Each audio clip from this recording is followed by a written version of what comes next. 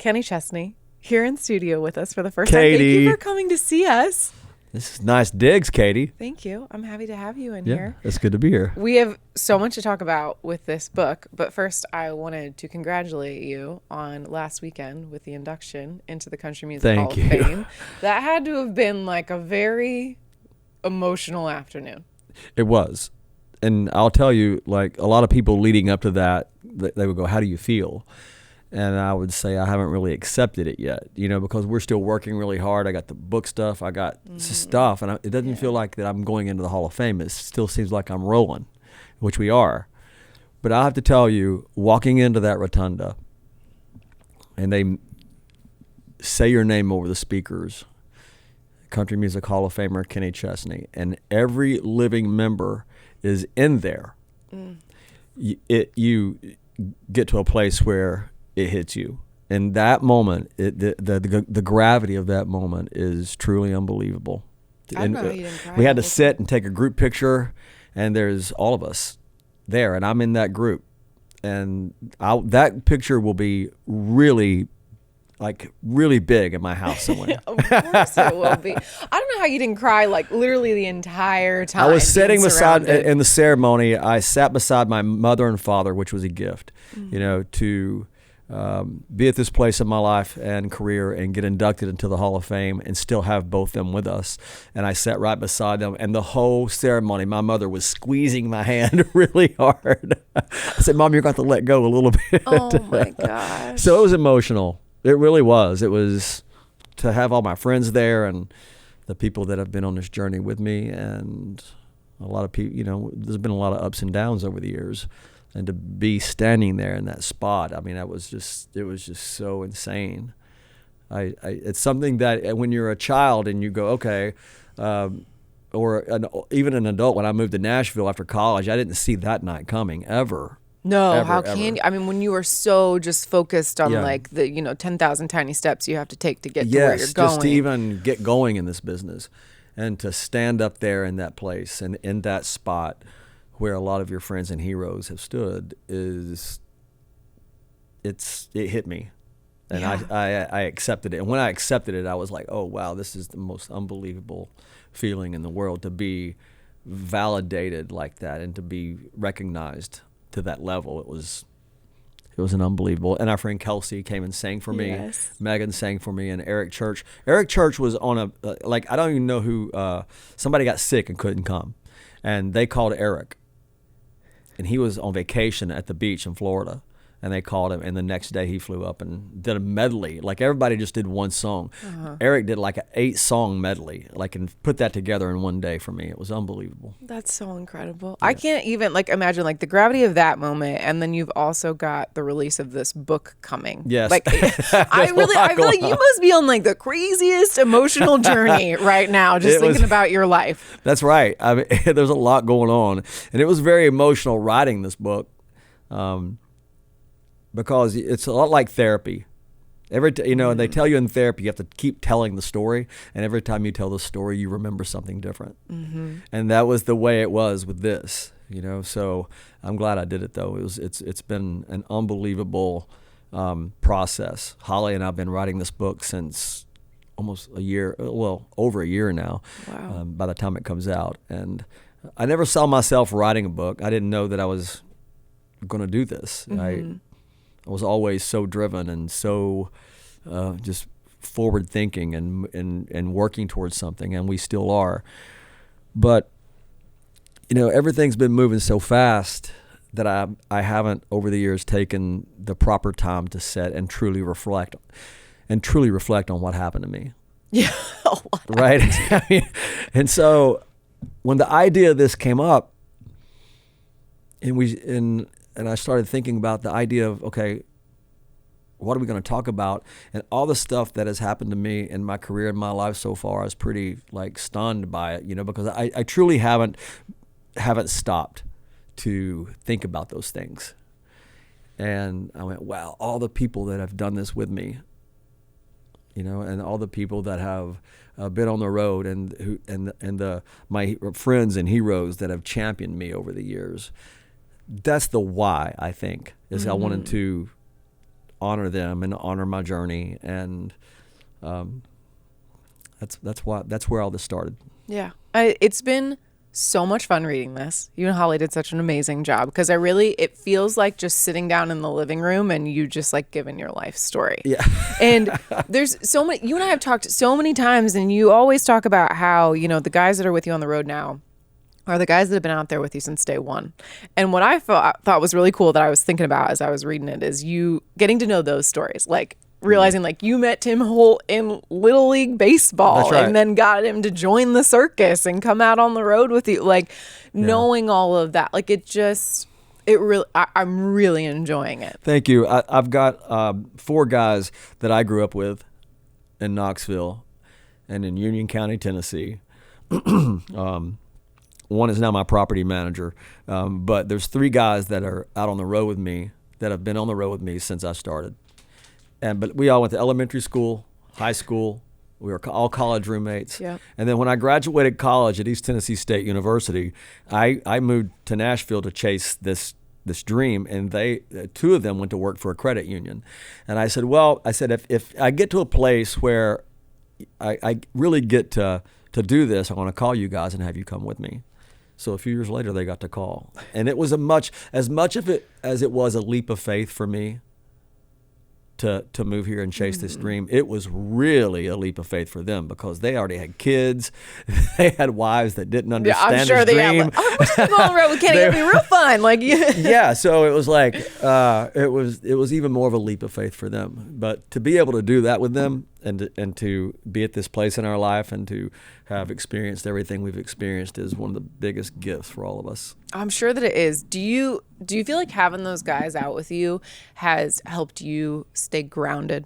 No through question. all of this? When it all started changing, and like it's only human nature for your brain to change a little bit, and the human ego goes, oh yeah, like, Kenny Chesney. Yeah, I'm Kenny Chesney. They know the exact button to push to bring me right down back to earth. Well, it sounds like it was probably kicking your butt playing video games or something. Yeah. Like a kick out of that. We played more college PlayStation football than you could imagine. I laughed so hard when you were like, I've pushed shows 5, 10, 15 minutes trying to win a PlayStation. Oh, no, like I've got friends that get ready for their show at 2 p.m. for an 8 o'clock show. And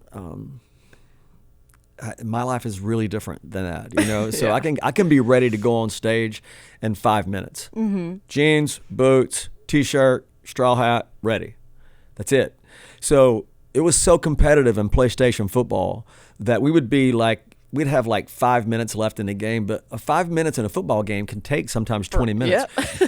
So all of a sudden here we are and it's showtime, and we have held shows for I can count at least 10 shows that we held for 20 minutes or more, because Daryl Hobby and I were so competitive we didn't want to pause the game, and we had to finish our college PlayStation football game. That's a true story. Your tour manager must have been having a heart attack so many times. Well, my manager was, because if you're 20 minutes late, then we're not going to cut our show 20 minutes, so we're past curfew, we got to pay union overtime rates, to the union people. And all that happened because of my competitive nature. Oh my gosh. Yeah. There's just so many fun stories in here. I'm trying to remember now, it was hard for me to almost organize my thoughts, because I could talk to you about this for hours. Yeah. But one of the really cool ones I felt like was so fun to read about was the night that you were opening for Jones and you got to ride home on the plane with him. Well, when you grew up where I did, and with my grandmother, I lived with my grandmother for like 2 or 3 years, because my mom and my father divorced before I was 1, my biological father. And then I lived with my mom and my stepfather for a while. And then while he was in Vietnam, we lived with my grandparents. And that's where I first heard country music, was in her kitchen. And a lot of that was George Jones. And so we loved George, loved him. And then you fast forward years later, and I moved to town. I get a record deal that really wasn't working, but I had a deal. And George Jones and Tammy Wynette decided to do a reunion tour. And I think they did a record together, and they were doing a tour to promote it. And they asked me, of all people, to open that show for them. And I was stunned. I was like, wow, this is unbelievable. I get to be the person that does this. Now, nobody in the audience knew who I was. Nobody. I didn't have any. I had songs out, but none of them got played. And so, but I didn't care. It was so fantastic. I mean, the audience thought that we might have been a local band that they hired just to open for Tammy and George, but it was us. But nobody knew it. But after a couple of weeks, Nancy came to me because I would always, after my show, I would go back to the bus, change clothes, and then I would sit on the side of the stage or over by the monitor board and watch George's show. I mean, he was the biggest thing ever to me. And so Nancy came up one day and said, would you like to fly home with us?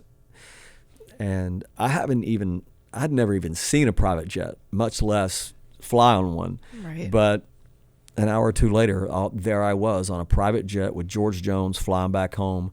And it was somewhere in Texas, so it was a couple-hour flight. And there we were. That's where our friendship started. And I can't even imagine what must have been going through your head in those moments. Like, what am I even going to say to George Jones on this flight? Yeah, and I didn't want to be that guy either. I didn't want to. Yeah, you talked about that in the book. And I didn't want to embarrass myself. But then again, I wanted him to know how much I loved him, but I didn't want to seem like an over-aggressive fan at the same time. Which is a really hard balance to find. Yeah, you really got to hold back. So that was an incredible, incredible night. And George and I were really good friends until the day he died. Wow. Yeah. So incredible. Yeah. I feel like there's so many moments in this book that I think about you and how you must have just been like, how did a kid from East Tennessee end up in this moment?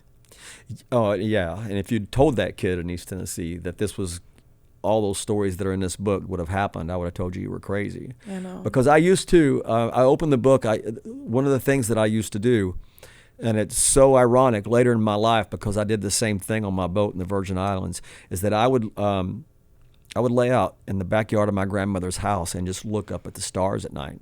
I loved it.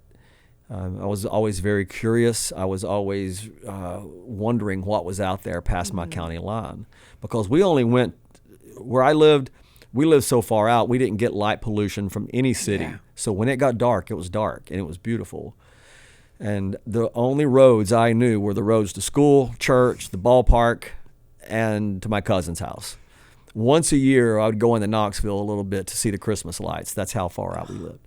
So you fast forward a long time now, and I have this life, and I have my boat in the Virgin Islands, and I'm lying on the bow of the boat in the middle of the night because I couldn't sleep, and it's the same sky, it's the same stars you're looking at. And I just felt so blessed and had so much gratitude, but if you'd have told that kid he was going to be lying on that boat, later in life, I never would have believed it. He wouldn't have believed it. One of my favorite arcs of this story, I'm just past this point in the book right now, but it's where you've gone from this point of you're opening this festival for George Strait, and everybody's they know the songs, but they're like, who's Kenny? I don't know who Kenny Chesney is. Yeah, that was a lot of years of my life. Right. I know, and I think that people probably, it's the famous Nashville 10-year overnight success, right? You've been grinding this out forever. People know the music, they might not know the face, and then all of a sudden, who the fuck is Kenny Chesney? That's right. Katie, I had an 18-song greatest hits album, and nobody knew who I was. That was crazy to me. When I was like, wait, this is when that came out? Yeah. I had a lot of songs. I would go out and play fairs or open for people, and nobody would know who I was. But then I would play whatever song it was. And they go, oh, yeah, I know that song. And I could see, I'd get a rise out of How Forever Feels. Oh, I know that song. And I know She's Got It All. I know that song. And I know Don't Happen Twice. Yeah, I know that song. And so I had 18 songs that people knew, but nobody connected the dots with any sort of image, but there was nothing to connect because I hadn't found myself yet. Yeah, and then No Shoes comes, and then No Shoes came, changes. And then we had, that album sold 4 million copies, and it was changing my life. And then people came to hear those songs, and then they realized, oh God, this is the guy that's had 10 years of hits. So all of a sudden we had an over 2-hour show instantly of hits, and it was on. I mean, it was on. It's just so it's almost so magical that it happened that way, because I feel like today you see kids who like have that kind of success and the one album, but then they can't hardly fill out a live show set, and they got to play a lot of covers and they make it work. Yeah. But to have what you had, it's like everything aligned so perfectly. Yeah, and that's one thing I got asked the other day what I hope people get from this book. This book is a roadmap of a dream. And you can either take this roadmap or not, but this roadmap is full of friends, it's full of really hard work. It's not viral, it's by word of mouth, but everything's so viral today that this map doesn't really exist much anymore, but it can work. I mean, it can work, and I see people doing it this way. It's just not as instant, right? But that's how it was for us. Nothing was instant, nothing. And I'm so thankful for that now. But it's because it's only human nature. When I got started, I mean, it was confusing to me to have an 18-song greatest hits record and nobody know. But because I was seeing people that was having a lot more success than me. It's so hard. So it's hard. It's hard for anybody. So you fast forward and you go, wow, I was on a specific path. It was supposed to be this way. Yeah. There was something more coming for me. But it's hard as an artist when you see it happen for other people and you feel like that your songs are as good as those, and it's just not happening. That was my life for a long time. There's a part in the book that really hit me the hardest, because I had almost the exact same moment with my mother. And it's when you went home and you were really grinding things out and your mom just said, Kenny, do you want to come home? And you said, I can't, I have to do this. And that is a powerful moment in like a coming of age story, because, a lot of people, it's when you're ready to throw in the towel. Well, she was, are you talking about when I was just getting started? When you were just getting started and you went home and she was like, Kenny, do you want to just come home? Yeah. And I said, I just can't do it, because I truly believe this is the right path I'm supposed to be on. But she was like, it's okay if this doesn't work. But I said, no, I'm gonna, because she had seen me play in college. She had seen me play in different places, and she was supportive. But I think it was in a way of, I think she thought that I was just going to do this for a minute and then come back and come home. And she didn't want to see me fail, or didn't want to see me be disappointed, whatever it was. Yeah. And then it started happening. And then it really started happening. Look, my mom had me when she was really young, so she's never been old to me. We grew up together, and I mean, and it's just the way it is. And so when I got really busy, the harder part than what you talked about was she told me, she goes, I just can't reach you anymore. Oh, that's hard. And that was hard, but I was so messed up, and I was already down this path and chasing this dream. I heard it, but I didn't hear it. I heard her say those words, but I didn't acknowledge it because I was already gone. Like nothing was going to change it. Yeah. And you gotta learn that lesson the hard way. Unfortunately, that is one that it just won't reach you. You know what I mean? Like I think that. So that's why it meant a lot to her, probably, to sit beside me at the Hall of Fame the other night. Sure, that's probably why she was really squeezing my hand, because she got to be there with me. I can't even imagine the pride pouring out of both of you. I can't imagine. Parents, I mean, she goes, "You don't understand because you don't have a child." I said, "Okay, you're right. I don't." But I imagine if I had a child and that happened to them, that I'd be very proud. Yeah, I imagine so. I know that you said that writing this book was healing, and I know that there's a lot of reflection at this point in your life with everything that's going on. But what do you feel like you learned about yourself writing this book? Oh, wow, that's a great question. Like, were there patterns or things you were able to see looking back that? Well, I mean, it's not that I've learned it. I've always been very focused. I have always been very driven. And I don't know, Katie, I went on this path, and I've had a lot of people say, hey, you know what, we think it's great that you gave so much of your life to this. And I went, no. I gave all of it. You did. All of it. And so, and I don't know where that comes from. I get this love of, maybe it's my father, because he was a coach and he was very disciplined, and work ethic was really important to him. But I get this ability to connect with the masses and spread positive energy and love from my mother. I know that for a fact. And I'm very thankful for that. And we were in Foxborough 2 years ago when we ended the Sun Goes Down tour. And my mom's a twin, and I saw both of them standing over there on the side of the stage.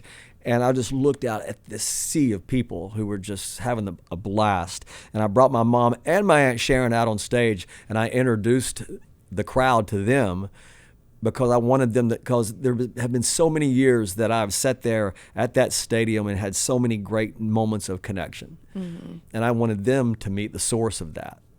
Yeah. And wow. I don't think I answered your question, but that took me there anyway. Yeah, no, but it's fine. I don't know. I just learned writing this book that been very blessed. I have so much gratitude. But even as a kid, I mean, I was just always very curious and always wanted to push this dream to see where it would take me, even early on, mm-hmm. and not even understanding what the dream was, right? I didn't know I was going to do this. I didn't. But as a kid, I just wanted to see what was out there. Yeah. It's not that I wanted to leave. I just wanted to know. Mm-hmm. I think I relate to that longing because, like, I never thought this is what I would be doing or at this level ever. Like, yeah. I thought I'd just like grow up and be a teacher. I don't know. Like, I didn't. Yeah. But I was like kind of curious. Like, I just felt like there was something more, and so like that part of really reading all this is really just. Yeah. It's also hit me and made me reflect a lot. Yeah, what memories do you feel like hit the hardest when you were sitting down telling Holly stories? Like, was there one where you're like, oh, I haven't thought about that in a while, or? Well, everything was kind of song specific. Yes. And David Farmer, my road manager, and I, we lived on a houseboat when we were kids, or not kids. It was like right after high school, the year before our first year in college, and we were lifeguards at a state park pool. And we lived on his houseboat, and we just constantly listened to music. So whenever I hear The Joker by Steve Miller, I think about those memories. And whenever I hear Born to Run by Bruce Springsteen, I'm in my high school football locker room getting ready to run out on a Friday night. Whenever I hear Tom Petty, I went to Dean Smith's basketball camp. He was a longtime basketball coach at North Carolina, and he had a basketball camp every year. And I would go, and I went one year. And that was the first time that we went to this community cafeteria to eat every day for lunch, and they had a screen. I swear to God, that felt like it was as big as that wall. Uh-huh. And that was the first time I saw MTV, and I saw Tom Petty, and I forgot the name of the song, but it was where he's wearing the big top hat, and I think it was called "Don't Come Around Here No More."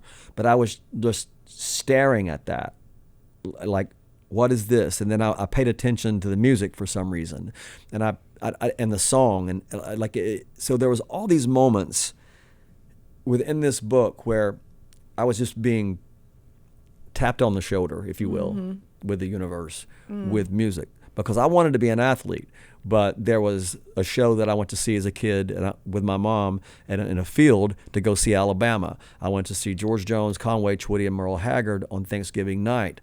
That I went, wow.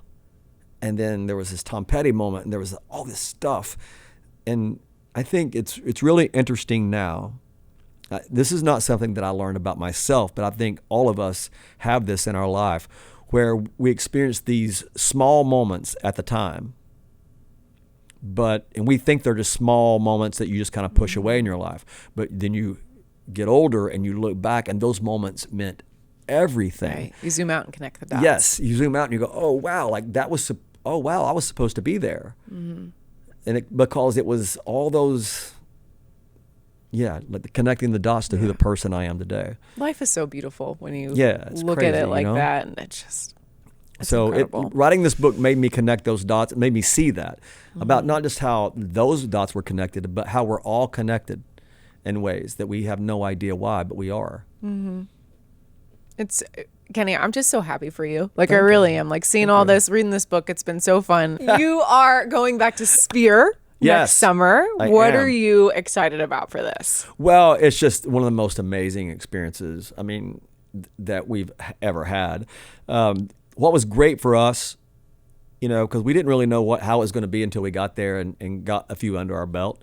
But what it truly forced me and all the creative people that put this together, it forced us to go down different neural pathways in our brain. Oh, yeah. So we're like, okay, well, let's just say we got a stadium show this year. Well, we're pretty used. I'm not saying it's ho-hum at all, but we're pretty used to knowing what we have to do to present that to the world.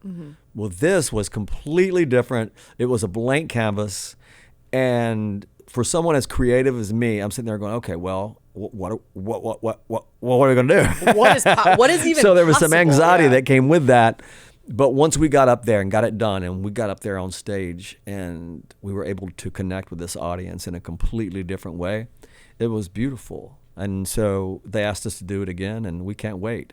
And we're going to change some of it because you have to change it, right? I mean, it can't be if I went to see somebody's show at the Sphere and loved it, and they came back the next year and invited us back, I wouldn't want to see the exact same thing. So we're in the process right now, in the middle of the book, already approving stuff, and creatively, our brains are turning and our heads are turning and everything. It's going to be fun once we get it done, But it was just a beautiful way to give the fans this music and let them experience all these songs that they've lived with for a while in a completely different way. It's crazy, but you could just see how happy they were. But for me, it was hard at first because for years, as you know, I'd be on stage and we're right here. Like I'm looking at the audience. That's my mojo. Like, we're going to be together tonight, and this is the way it is. This is our connection. Well, I'm still there, right? And for the first couple of shows, I had to get used to it, and then I would eventually pull them over the fence. But it's just human nature to be there and go. Exactly. I remember you saying this to me because I was there opening night. I remember being like, everybody's looking up. Like, I know, they can't help it. You can't help it. Because it's so immersive and it's just so beautiful. And I think it's emotional in nature. I think that when we saw the show as a band, like we got to record some of us on stage, and it's almost like watching us on stage. It's crazy. And then you see all of it put together. It's, I don't know. It's like, I had this thought, like, wow, this is how life should be. This is how it's like a fisheye lens. It was so beautiful, and it's over you, it's in you, it's around you. It's crazy. It's crazy. I remember leaving and going like, how are we all just going to go back to a normal concert after this? Like, we're ruined. Yeah, I know. But we will one day. No, we will. No, I mean like going to any concert after seeing that was like, I was like, oh my God, now that I've experienced this, it's crazy. And I've told like anyone who listened, like, you have to go see Kenny at Sphere because it's so much fun. You. I also say my number one piece of advice to everyone, because I had a cute little cowboy hat on that night. Do not wear a hat, because I spent the whole night. That's right. Like this. Yeah. And I was like, I'm going to be at the chiropractor the next day. We caught ourselves doing it like as a band. Like we could see like all the content was behind us, and it came over us. And above the crowd, you could see the content behind them, and we could see it there and there.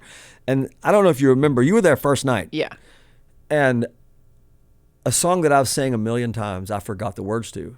And I just looked around at the band, and I can usually rely on Wyatt, my piano player, and like he will pick it, but he was doing the same thing I was. I looked back at Wyatt, and he was going. You know what's so funny? I don't even remember that happening. I didn't even catch it because I was also looking up. But it was so intense, because sure. I was dying up there. But the reason that happened was because I got distracted. Yeah, how could you not? I was sitting there singing something. I went, wow, that was pretty cool. And then I forgot the second verse, all of it. I'm surprised. So, not that you will, but like if it was me, I would probably trip and fall at some point up there, because I'd be looking up instead of watching where I was walking. Like, it's such a trippy experience, but it's so cool and it's so beautiful. I can't wait to go back. Last thing I want to ask you about. Okay. New music. I know that you are very much in book world right now, but I also know that you never stop being creative and thinking about what's my fingernails all of a sudden. There you go. Oh no! Are you working on music right now? Have you even thought about that? Like, I was. I was working on new music a lot this summer, and then I got into book world, and so I put a pause on that. At some point, I will. I mean, yes, I'm working on new music. Yeah, that's the answer to your question. Yeah. That's the short answer, but we're nowhere close. You know, so we'll see. It'll be sometime maybe in the future. We got to get through this, right? What are you looking forward to once like book tour is done? We got the holidays coming. Like, do you have some space where you're going to be able to like I'm looking exhale? forward to because the book launch is going to take us to almost all the way to the CMAs. Oh God, and that now is like the week before Thanksgiving. It's crazy. So yeah, once all that's over, I am looking forward. And I've been on a diet for a minute, so I'm going Really? to eat something. Kenny Chesney, thank you so much for coming here and I for love doing this you. and taking the time. I love you too, and I really enjoying I really this did book. like your cowboy hat at the Sphere, though. Thank you. It was pink, if I remember. It was red. Red. It was the cutest outfit. I agree. But I truly, there's like a video of me that Kelly Bolton took where I'm just looking up like this. And I kept having to go like this. Like everybody else is looking up and I'm like trying to stretch my Now, if neck. I remember right, after the show, I came back into the Sphere because there was a little bit of a get-together going on after the show, and it seemed like you girls were having a blast. We had the time of our lives. Yeah, it seemed like it. we, you put Ballerini in Vegas, and we had a very lovely time. Yep. I think I texted you. We drank a lot of champagne the next day on the way home. Yeah, we just carried that right on in through the weekend. So I can't wait. wish I wanna could have come done back. that because I had to work. I know you were working and we were having. I was a blast. party pooper. I didn't get to do it. It's hard when you're the one that's got to work and everybody else is having a fun time. Everybody thinks I'm on the road. Now all my songs are about drinking and partying and stuff, whatever. That I live that. I don't. You Like, can't. I can't. Especially doing what you're doing. Yeah. Like with the shows, like the regiment that you're on. Like I know Taylor Swift, like I had so much respect for performers. I've talked to Luke Combs about this and hearing Taylor Swift talk about it in her doc. Like you are like an athlete at that. Like you have got to really take care of your body. Yeah. Otherwise you end up in a situation where you're canceling shows and you can't do that when there's 60,000 people in the parking lot. I've lived that life before, right? And then I got to a point where, okay, now I have to make a choice. I'm either going to act a fool like I've done so far in my career out here, or I'm going to do what I really love. Because there was a moment that I couldn't do both, and this one, the career one, not the acting a fool one. Yeah. Yeah. And I watch all It was these fun artists. doing both. I bet it was. But I couldn't do it like that and still be, because I wanted the fans to get all of me. Not only that I wanted them to get all of me, I want them to get the best of me. And that's important to me. And that's why we love you, Kenny Chesney. Yeah. Thank you so much. Hey, it's Katie. Thank you for watching. See more interviews, performances, and more of your favorite artists by subscribing and downloading the free Audacy app.